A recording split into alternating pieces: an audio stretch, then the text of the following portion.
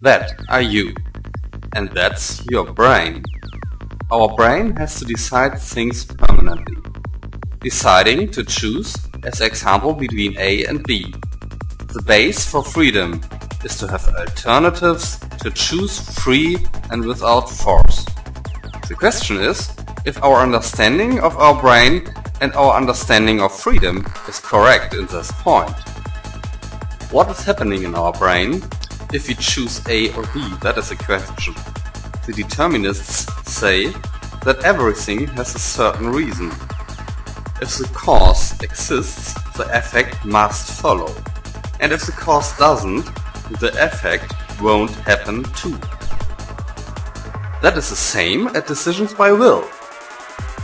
The causes of our will is the composition of our brain, the condition of our brain, and the physical condition, and especially our knowledge, is the cause for our decisions, our personal experiences and learned capabilities, our feelings, and much more.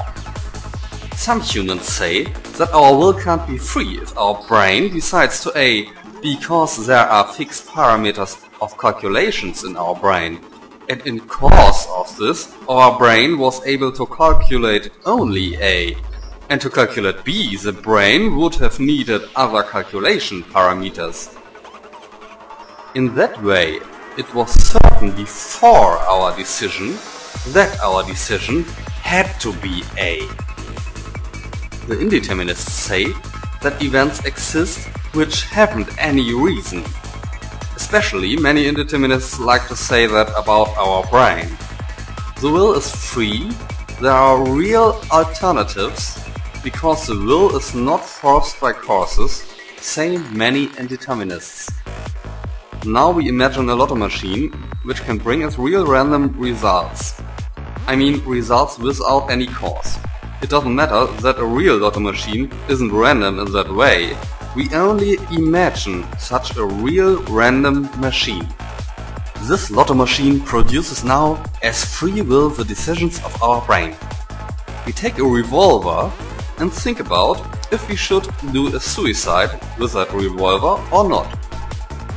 If our brain is a random machine, this machine has two choices: A, for shooting ourselves, B, for not suiciding.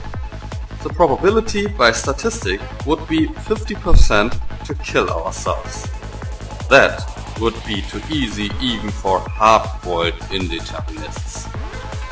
The indeterminists would say, a special determinative influence could special causes have. As example, if we have a happy life, the fear of pain and much other more. But if we want to justify our free will with a causality, there has to exist a little area without any cause. We assume the probability for suicide would be at 1 to 1 billion. Then, if we would think about the decision to shoot us or not 1 billion times, the probability at all to kill ourselves would be exactly 1. The question why we killed ourselves would not be allowed. A completely happy person must to suicide themselves in that point too. The suicide would be a normal statistic happening. But would that be free? If we try to argue with determinism or indeterminism for or against free will, we have to fail. We are our brain. Freedom means to decide without force from outside.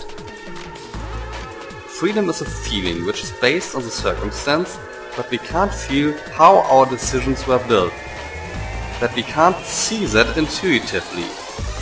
It is not relevant for the circumstance if our brain is more a mechanical machine or a real random lotto machine. The understanding of freedom by orientation on determinism or indeterminism must lead ad absurdum.